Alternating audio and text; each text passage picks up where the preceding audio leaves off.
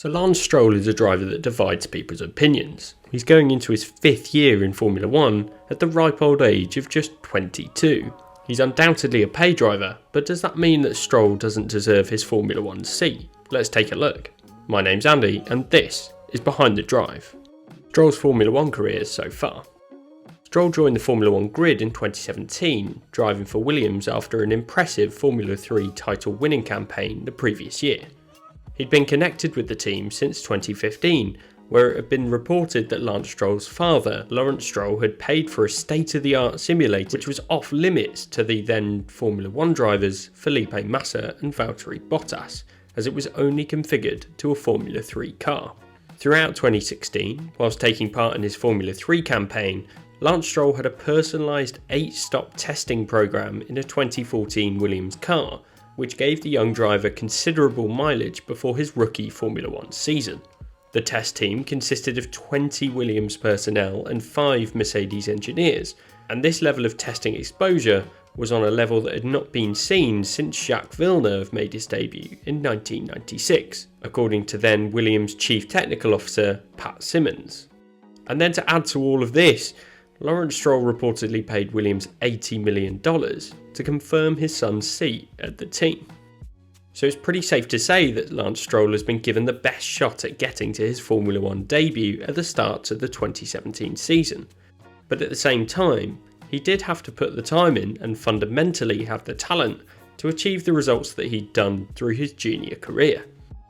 But Stroll's debut Formula 1 campaign got off to a rather bumpy start, retiring from his first 3 races, which didn't exactly help his pay driver reputation. From there, Stroll finished 11th in Russia, 16th in Spain, and was classified 15th in Monaco following a brake failure towards the end of the race.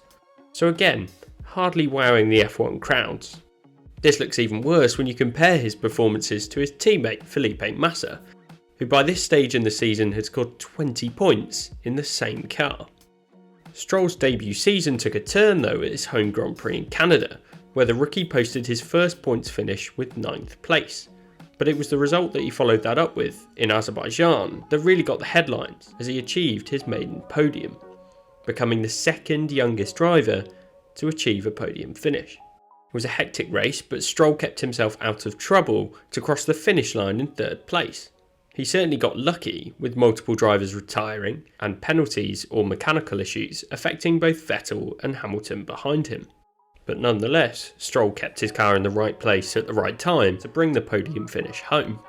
Stroll's form was patchy through the rest of his rookie year, with another notable performance coming in Italy, where Stroll qualified 4th, which then became 2nd on the grid following grid penalties for the Red Bull cars ahead of him. Unlike the somewhat lucky Azerbaijan heroics, the qualifying achievement was on pure pace on a wet Saturday qualifying event, as he converted his 2nd place start to his 4th points finish of the season with a 7th place. However, despite these notable performances at Azerbaijan and Italy, these were the only occasions during the season that Stroll out-qualified his more experienced teammate in Felipe Massa, and it was this stat of Massa out-qualifying Stroll by 17-2 that overshadows Stroll's season. Moving into 2018, and there was more expectation on Stroll's shoulders as he became the more experienced teammate, with the rookie of Sergei Sorokin coming in as his new teammate. But it was this year that the Williams team also went downhill, as the new driver pairing took home just 7 points, albeit with 6 of them going to Lance Stroll.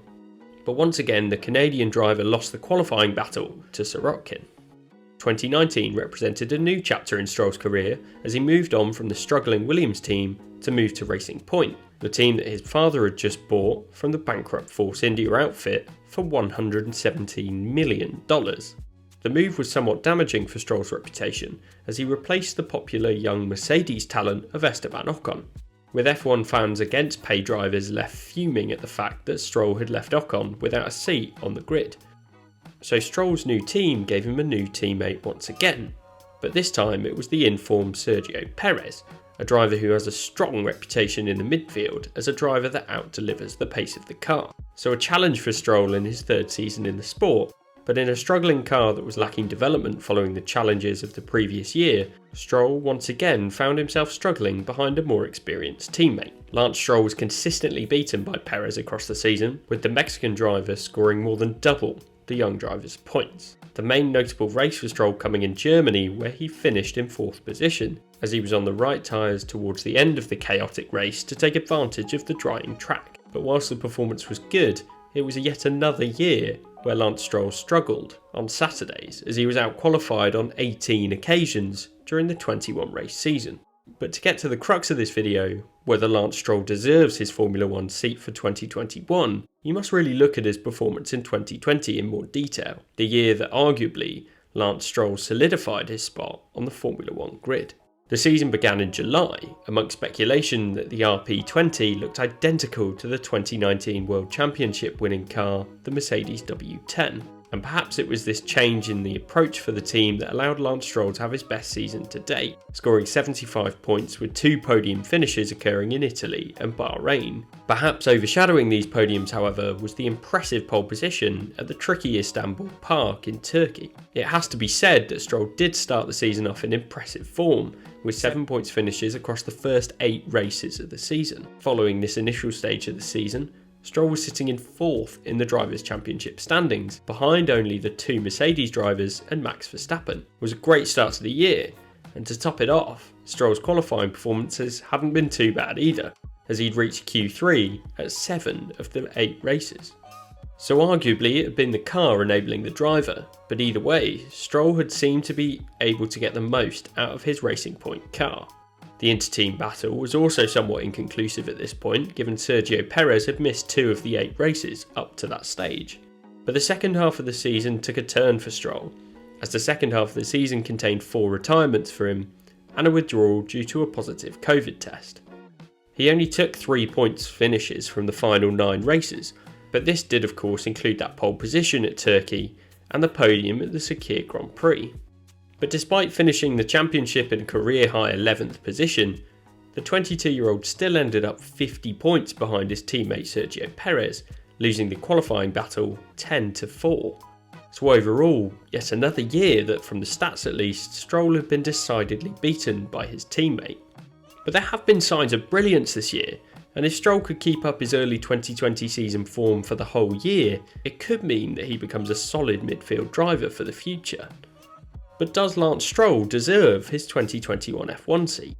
For me, to determine whether Lance Stroll deserves his F1 seat, you have to consider who's missed out as a result of his inclusion on the grid. Immediately, you'd say that Alex Albon's lost out because of the knock-on effects of Stroll being the son of the team's owner, meaning Perez became available and has taken the Thai driver's seat. But you could also look beyond the 2020 grid and see Nico Hülkenberg, a talented driver that found himself as a super sub in the Racing Point team, and a driver that had rumoured to be potentially available for the 2021 Red Bull seat. And I would say that both Albon and Hülkenberg would certainly compete with Stroll, if not beat him, in equivalent machinery. And I'm sure that there are many other drivers outside of the F1 world that would compete with Stroll if given the chance. But at the same time, you have to recognise that Lance Stroll does have his moments of brilliance on track, and perhaps they're becoming more consistent. So for me, did Stroll deserve his seat when he got it in 2017? Absolutely not. I think he would have benefited from further development in Formula 2, a series that Stroll has never competed in. But I think that 2020 has been the making of Lance Stroll, and he has earned his seat on the grid for 2021. You have to remember that Stroll is still just 22, and he's definitely still learning and developing alongside the best drivers in the world. But if he's able to learn from what went well in 2020, as he seems to have done so far, he has the potential to become a staple midfield driver. Now, there are certainly other aspects of Stroll's character off track that I've avoided talking about in this video, but these things do change the perception of him as a driver for many. But I thought on this occasion I'd just judge him on his driving ability to determine whether he's deserving of his spot on the grid. And for me, he does deserve his F1 seat. I certainly don't believe he'll ever become a world champion of the sport, but I do think he'll become a staple midfield driver as many others have done before him.